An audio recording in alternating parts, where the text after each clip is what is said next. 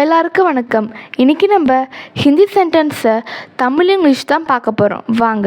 முதலாவது, யார் நீ, நீ யார் அப்படி கேட்போம்ல, இதுக்கு ஹிந்தியில் தும் கோன் ஹோ, தும் கோன் ஹோ.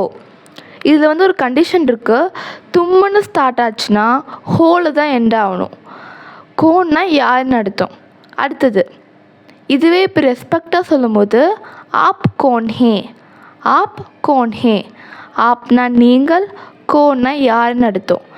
இங்கே ஆப்னு ஸ்டார்ட் ஆச்சுன்னா ஹேல தான் எண்ட் ஆகணும், ஹோன்னு எண்ட் ஆகக்கூடாது.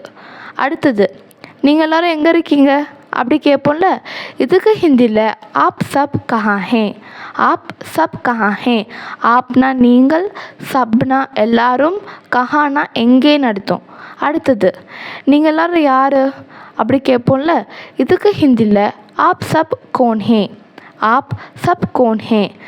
ஆப்னா நீங்கள், சப்னா எல்லாரும், கோன்னா யாருன்னு அர்த்தம்.